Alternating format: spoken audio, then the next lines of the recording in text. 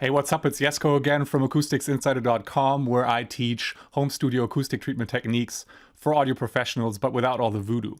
Now, I just got a question from one of my followers that I thought was worth covering in a video, and here's the question.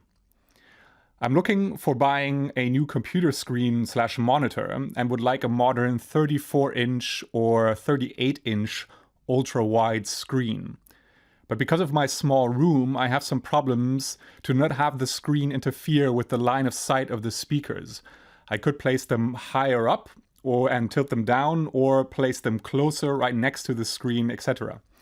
What screen size would be appropriate in which situation? Now, I think this is a great question because this topic of the right computer screen obviously comes up quite a bit, especially with all the different kind of sizes of screen that you can get and how that potentially impacts your workflow, right? So some people prefer to just have one single screen. Some people think about like dual screens to really maximize the kind of screen real estate. And then we have these large ultra-wide screens now, sometimes curved, that even give us more space in the kind of in the horizontal while being quite kind of narrow in the vertical. So I want to give you 3 guidelines to follow to allow you to make the right decision when you're choosing a screen. I want to show you how that changes potentially when you treat your room. And then I want to go through 3 examples just to see kind of in practice what that actually looks like. So choosing the right screen is really a speaker placement question more than anything. And there are 3 kind of points to keep in mind when you're placing your speakers or when you're thinking about where your speakers are placed in order to get a good stereo image. And those points are that ideally you want them placed at ear height. You don't want to have anything in the way of the line of sight of the speakers, right? So you want that direct access from the speakers to your ears. And you want your speakers to give you a strong phantom center and a balanced stereo image kind of going outwards to the speakers from there. So as long as those 3 kind of guidelines, rule of thumb, whatever you want to call them, are met, you can do whatever you want with the screen in between the speakers. So in a way, finding the right screen is secondary to placing your speakers. And it's kind of similar with choosing the desk. The way you choose a screen is that you place your speakers first. You make sure you're really getting everything out of them, that they're properly spaced, that you get that proper stereo image. And then you figure out how much space is left to then get a desk that matches the space and a screen that matches the space, right? As the more you deviate from that ideal speaker placement because your desk is too large or your screen is too wide, your screen is too big, the worse the sound will get and the less you'll be able to trust your speakers. It's pretty simple. And that obviously includes kind of putting your speakers higher up and tilting them down. It sort of works, and I've done it in the past, but it'll never give you the same quality of sound that you'll get as if you were placing your speakers at ear height. At least that's what I've experienced so far. So let's have a look at what that actually means in different room scenarios. First off, our most kind of basic configuration is an untreated room, and it really doesn't matter if it's big or small. If the room is untreated, you're going to have your speakers fairly close to you in order to be in the near field, right? That's why they're called near field speakers. That's what allows you to some extent reduce the impact of the room on the direct sound. And having the speakers that close to you means that your stereo triangle is going to be pretty small. So we're probably talking something like a distance of about maybe 3 feet, about 1 meter to your speakers. And that means the speakers are going to be the same distance apart, and that's the space you have available to place your screen. So that's what's going to limit the size of your screen. And whether you want to go ultra wide, whether you want to put dual screens, as long as they fit in that space, you're good. If they don't, and they force you to move your speakers, that means it's the wrong choice of screen for your particular scenario. Now, this does change when you start treating the room, and in particular when you start covering the kind of basic reflections, when you start getting reflection control. Because what happens at that point is that the the critical distance to your speakers, the kind of the number that dictates whether you're still in the near field of the speakers, that size increases. You basically get to be further away from your speakers while still having that limited impact of the room on the direct sound. So in a room where you've got the reflections under control, you can actually increase the size of the stereo triangle, which in practice just means moving your speakers back and further apart, right? You're moving them back on that axis of the equilateral triangle. And that, in effect, increases the size between the speakers, giving you more space to use different types of computer screens. So let's look at some examples of this and what that looks like in practice, right? Starting with an untreated room. So this is my buddy Kevin's, aka Future Remnants studio. By the way, he's got a techno EP coming out end of the month on Bebop. If you want to listen to some proper Berlin techno, check it out. I'll put a link in the description. But so this is an untreated room. It's in his studio is basically in his bedroom / now office with us working at home. Far from an ideal setup in terms of placing the listening position and kind of symmetrically setting up in the room, but that's not the point here. What I want to show you is that he's working on, I think, a 32 or a 34-inch ultra wide, and then he's got his speakers set up in a way that just gives him the proper phantom center and stereo image.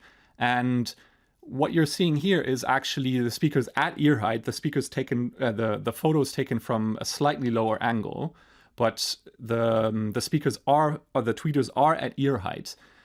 But what you're seeing is that the corners of the screen are actually kind of covering the bottom of the speakers. And this is okay. It's a compromise, but it's okay as long as the screen doesn't cover too much of the port or the woofer. Basically what happens is that with the low frequencies that come from the woofer, the long wavelengths, those sound waves can still bend around the screen to some extent, and so the impact isn't that large. It's not ideal, but it's okay. He had the speakers placed further up before, pointing down, and that definitely didn't sound as good as bringing them back down to ear height, and even if they're partially covered by the screen, right? So this is kind of the most minimal setup, with the speakers here being maybe, it's under 3 feet from the listening position. So it's probably something like 2.5 feet or something. So it's just under a meter. Yeah, a very, very compact setup, but it still sounds all right because we're still in the near field of the speakers, right? And as you can see, there's not really enough space for a screen of that size, but that's kind of the compromise you're making at that point. So next up is my buddy Cord, aka Robosonic Studio. And so now we've got some basic reflection control in place. And this is with a dual screen setup. So I believe these are two 20-inch screens, 22-inch screens next to each other. And that means with the speakers not being covered by the screen, we need to place them quite far apart. But that does still work in this case because we have reflection control in place. And so there's an opportunity there to scale up the size of the stereo image, of the stereo triangle, sorry. Obviously, that also means that you need a certain distance from the speakers in order for kind of the direct sound, the peak of the equilateral triangle to converge, and that just about still works in this scenario. He actually switched over to a single ultra-wide screen, just as in the example before, but that's actually slightly smaller in width than these two 22-inch screens next to each other. Yeah, but again, we can only really get away doing this because there is some reflection control in place. So the third example here is my studio. I took this picture this morning, and I should have taken this slightly higher up, to be honest, because when I look at the speakers now, I can actually still see the bottom of the speakers and some kind of space below them. So the line of sight is completely free to my ear. because I've got proper treatment in the room, I could also move them further back and further apart. So what you can't really tell in this picture is that behind kind of the edge, that top edge of the desk, there's at least another foot to the speaker. That's how they're about, I'd say about 4 feet from my head, from my ear. And so that way we can increase that size, so that that size of the stereo triangle is larger and we have more space in between for a screen. And so the screen I'm using is a 32-inch standard size screen. I prefer to kind of have a one single screen and everything in one place. I don't really want to be looking left to right so much while I'm working. I prefer to have a bit of height. But so that's another kind of example of what you can do if you have some treatment in place and if you have the luxury of a room that is large enough to kind of increase that size of the stereo triangle. So in summary, when you're deciding about the right screen size, the question you really have to ask yourself is, how much space do I really have available without compromising the placement of your speakers, right? So you want them placed at ear height. You want the line of sight between your speakers and your ear to be to not be blocked by anything, ideally, although a bit of kind of the screen edging into the speaker is not the end of the world.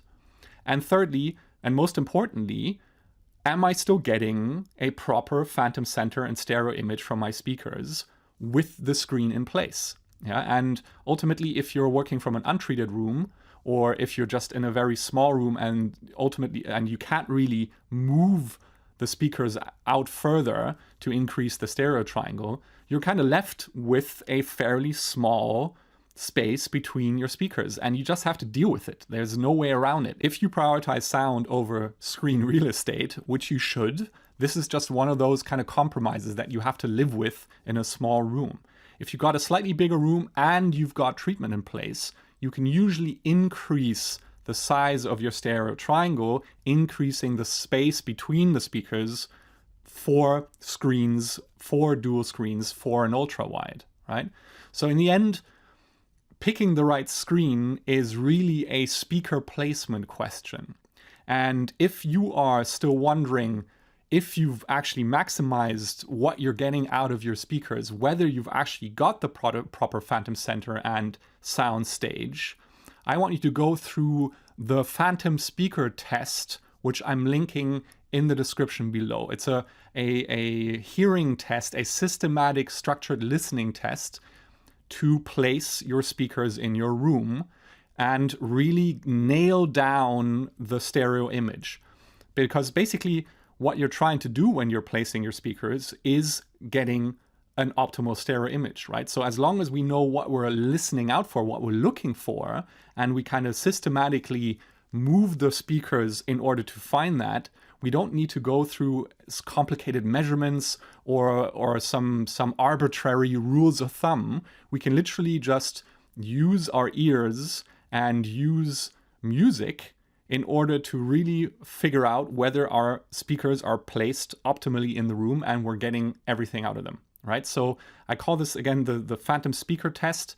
I want you to download that at the link in the description, go through it in your room, place your speakers properly, get that ideal sound stage, get that proper phantom center, and figure out how much space do you actually have to then find the right screen size for your particular room. So that's it for now. I hope that answered your question. I'll see you in the next video.